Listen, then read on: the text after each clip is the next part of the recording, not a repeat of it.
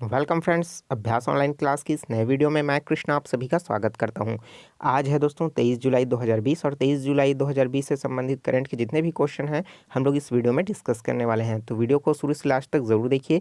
और दोस्तों जो स्टूडेंट नए हैं और इसी तरीके का वीडियो पाना चाहते हैं तो चैनल को जरूर सब्सक्राइब करें और नोटिफिकेशन बेल को भी ऑन कर दें, क्योंकि दोस्तों प्रतिदिन मॉर्निंग में 5 बजे वीडियो पब्लिश हो जाता है और लगातार आप करंट अफेयर का वीडियो देखते रहोगे। इस वीडियो के माध्यम से प्रतिदिन आपको मिलता रहेगा। तो आपको कोई भी दोस्तों कॉम्पिटिशन एग्जाम की तैयारी करने में जिसका टॉपिक रहेगा करंट अफेयर का दोस्तों, उसका आपकी तैयारी अच्छे से होता रहेगा। ठीक है, चाहे आप कोई भी एग्जाम दिलाओ, रेलवे, पीएससी, एसएससी, नेट, ठीक है, और बैंकिंग, व्यापार, कोई भी अदर एग्जाम, सब इंस्पेक्टर का हो या कोई भी एग्जाम, ठीक है, तो ये करंट अफेयर का वीडियो आपके लिए बहुत ही इंपॉर्टेंट होगा। तो शुरू से लास्ट तक ज़रूर देखिए।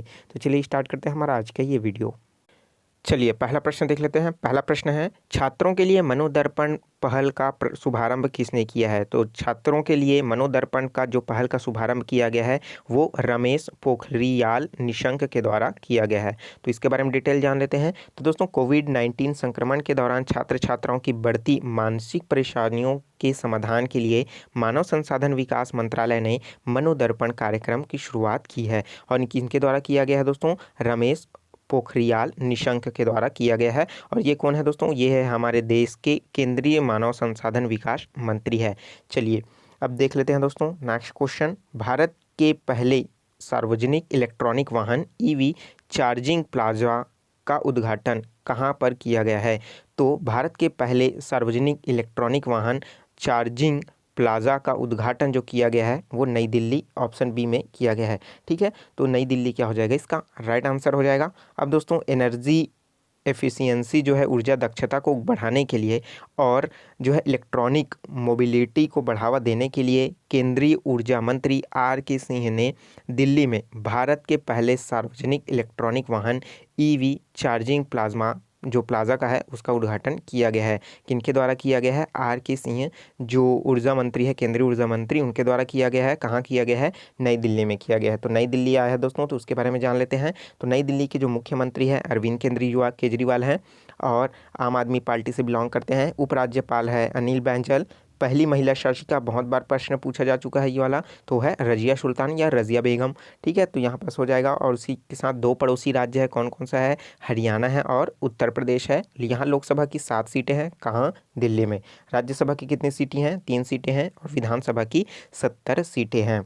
चलिए देख लेते हैं अगला प्रश्न। प्रश्न नंबर है 3। प्रधानमंत्री नरेंद्र मोदी ट्विटर पर हुए 6 मिलियन फॉलोअर्स के बाद के साथ ही कौन से स्थान पर पहुंच गए हैं? तो ये पहुंच गए हैं तीसरे स्थान पर पहुंच गए हैं। तो ट्विटर में 6 मिलियन इनके क्या हो गए हैं? फॉलोअर हो गए हैं। काफ़ी इंपॉर्टेंट क्वेश्चन नहीं है, लेकिन मैं केवल जानकारी के लिए इसे बता देता हूँ। साथ ही साथ आप ये भी जानते रहिए कि कौन कौन से हैं दोस्तों जो टॉप 3 पर हैं। ठीक है, तो तीसरे नंबर पर तो नरेंद्र मोदी है ही। ठीक है, तो पहले नंबर पर कौन है? बराक ओबामा जो अमेरिका से हैं और डोनाल्ड ट्रंप भी अमेरिका से हैं। ठीक है, तो तीसरे नंबर पर कौन आ गया है? नरेंद्र मोदी जी आ गए हैं। ठीक है, चलिए देख लेते हैं अगला प्रश्न। लालजी टंडन का निधन हुआ है, यह किस राज्य के राज्यपाल थे? तो लालजी जो टंडन है उनका हाल ही में निधन हो गया है।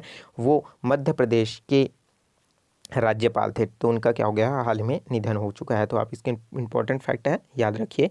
तो इसमें आया दोस्तों मध्य प्रदेश। तो मध्य प्रदेश के बारे में जितने भी इंपॉर्टेंट पॉइंट है देख लेते हैं। मध्य प्रदेश की जो राजधानी है वो क्या है? भोपाल है। मध्य प्रदेश के मुख्यमंत्री है शिवराज सिंह चौहान है जो बीजेपी पार्टी से बिलोंग करते हैं।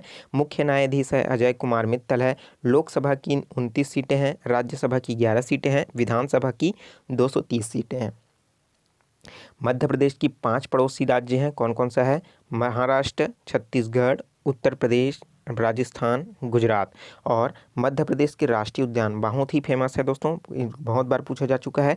कान्हा राष्ट्रीय उद्यान, माधव राष्ट्रीय उद्यान जिसे माधवगढ़ भी कहा जाता है। ठीक है, बांधवगढ़ उस राष्ट्रीय उद्यान, पन्ना राष्ट्रीय उद्यान, सतपुड़ा राष्ट्रीय उद्यान, वन विहार राष्ट्रीय उद्यान, इंदिरा प्रियदर्शनी पेंच राष्ट्रीय उद्यान, संजय राष्ट्रीय उद्यान, मंडला प्लांट फोसिल, यह सभी क्या है? नेशनल पार्क जो है मध्य प्रदेश में स्थित है। साथ ही साथ कर्क रेखा भारत के मध्य प्रदेश राज्य से भी होकर गुजरता है।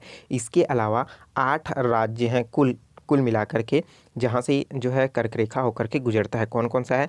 पहला है गुजरात, जहाँ से वो प्रवेश करता है। साथ ही साथ राजस्थान, मध्य प्रदेश, छत्तीसगढ़, झारखंड, पश्चिम बंगाल, त्रिपुरा और मिजोरम। इसको मैं दोस्तों लगातार रिवाइज करा रहा हूँ आपको, तो आपको याद रखना है। ठीक है, देख लेते हैं अगला प्रश्न।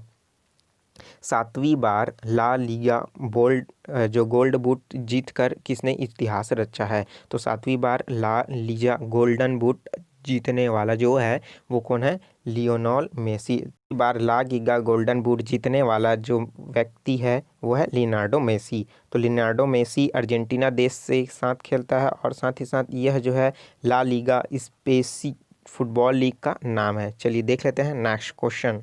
नेक्स्ट क्वेश्चन है क्वेश्चन नंबर 6। युवा मामलों और खेल मंत्रालय MYAS ने युवाओं में स्वैच्छिकता को बढ़ावा देने के लिए किसके साथ साझेदारी की है?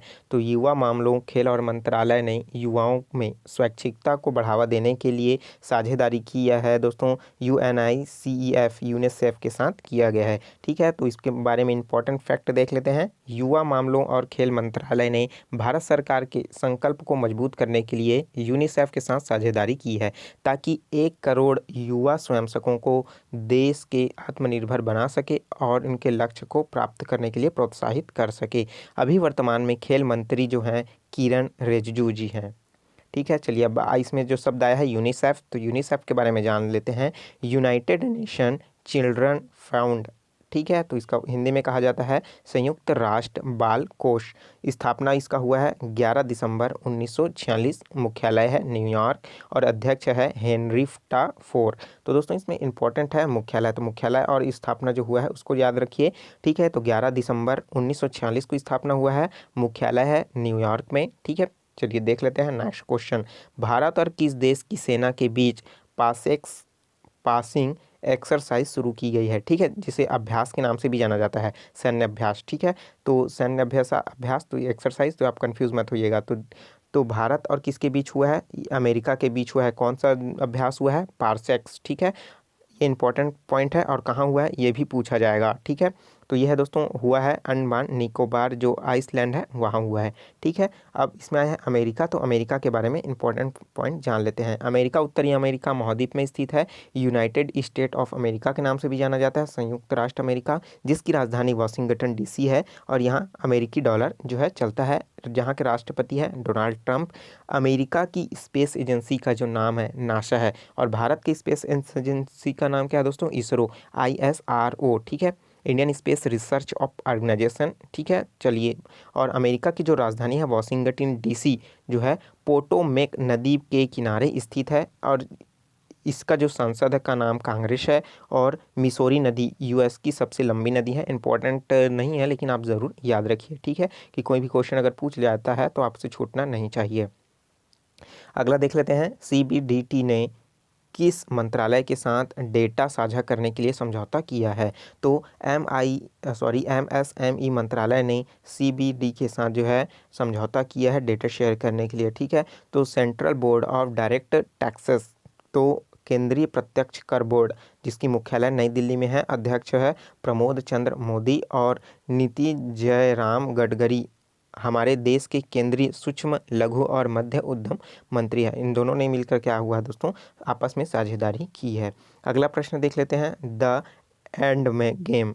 ठीक है, क्या है? द एंड गेम नामक उपन्यास पुस्तक का विवेचन किन के द्वारा किया गया है और इनके लेखक कौन है? ठीक है, तो इनका दोस्तों इनके लेखक हैं एस हुसैदी। ठीक है, एस हुसैन जैदी है। तो एस हुसैन जैदी कौन है? भारत के नागरिक है।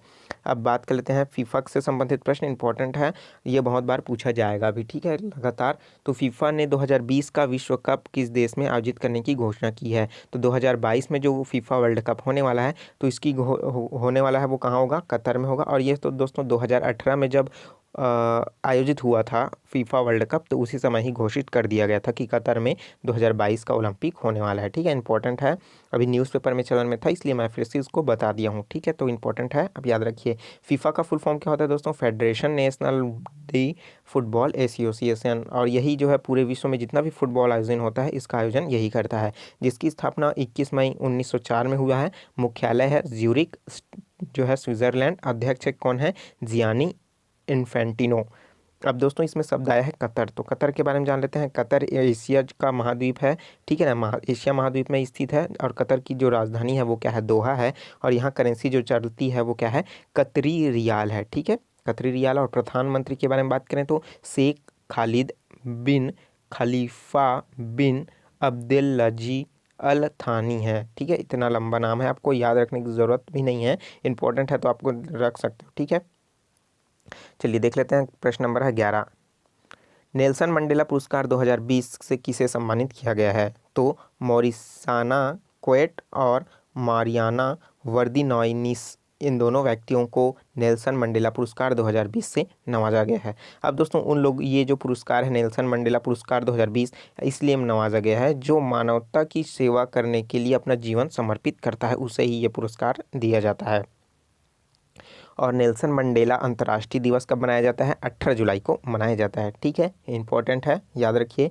भारत की पहली कोरोना वैक्सीन का ह्यूमन ट्रायल किस एम्स के द्वारा किया गया है?